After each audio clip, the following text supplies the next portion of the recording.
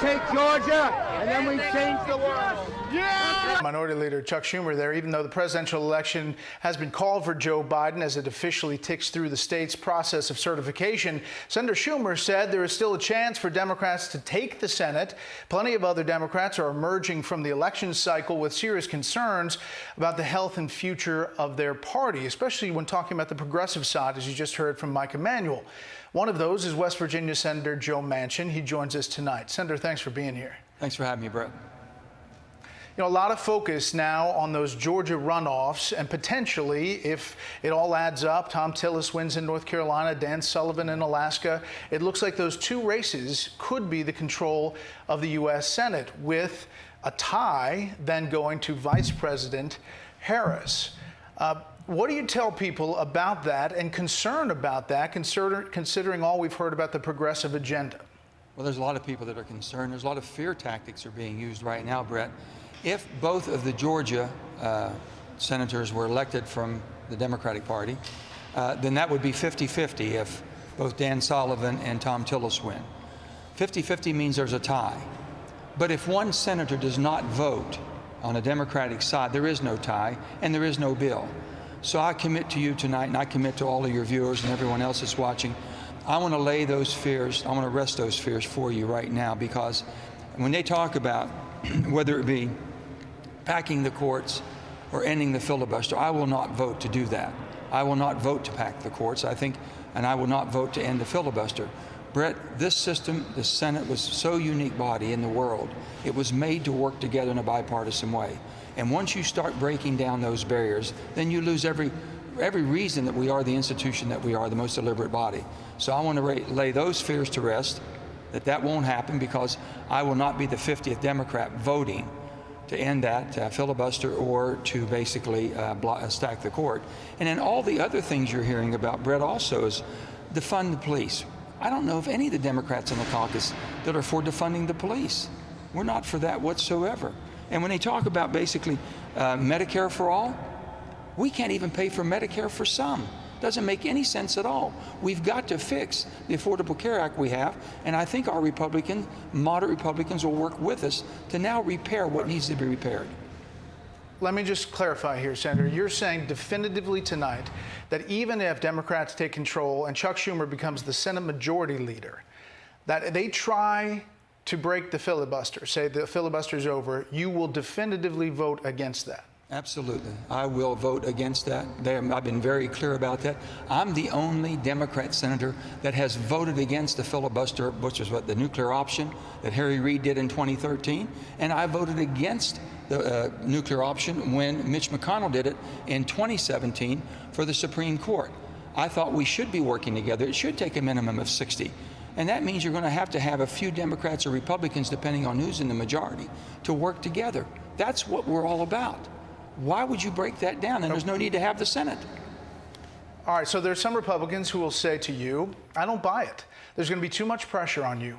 Chuck Schumer is going to come hard, and he's going to say, I'll give you a chairmanship of XYZ, and they're going to come hard to get that vote. You voted some key votes against Amy Coney Barrett's confirmation. You said you didn't like the process, if I remember right.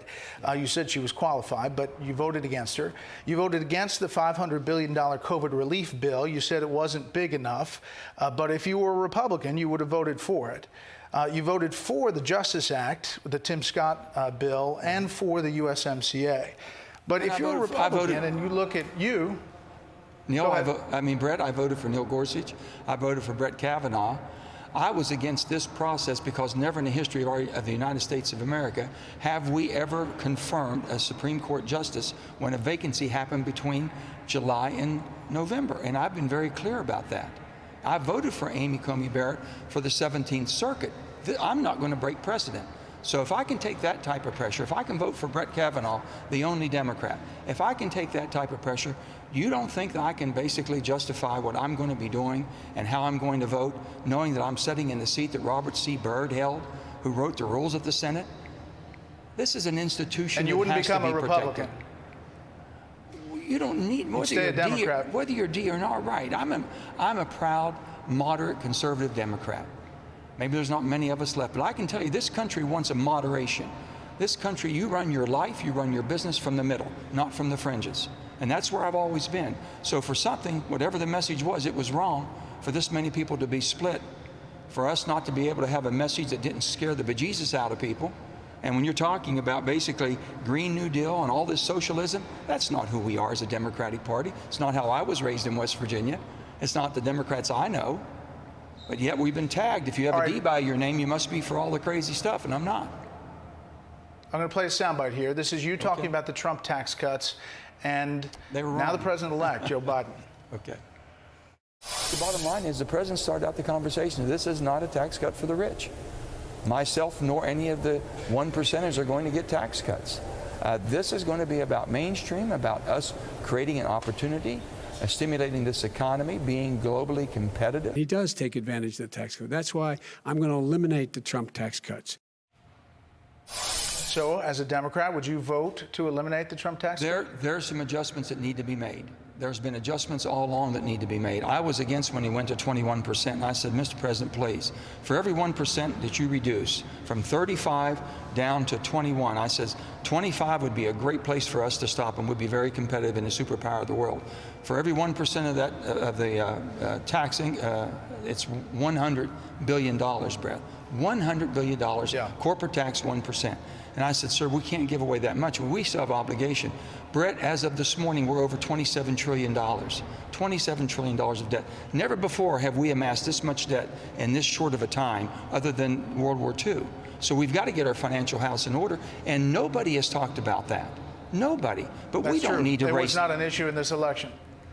Let me ask you one last thing, Yeah. Senator, and we Yeah. appreciate your time. What's Sure. the message to your party as you look at the split in the country? 71 million people plus said, we want Donald Trump's vision for the country. What's the message for your party that you take from this election? Well, the message from my party is that look at the individual, look at the people running, whether it be in Georgia, do they understand the farmers? They understand rural Georgia. They understand basically the health care needs of rural America.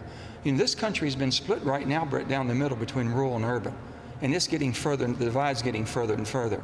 I come from the rural part of this country. My whole state is rural. And I guarantee you one thing, you've got to scrap to survive. And these are hardworking people. They felt like they were left behind. No one was listening to them. And I think we can bring that back together. Basically, as we do in energy policy, you have to be independent, energy independent in this country. You can't eliminate certain things. We're going to use fossil in its cleanest fashion. We're going to be basically moving towards renewables. We can do all of that, but you have to use everything you have. But you can't leave an area behind.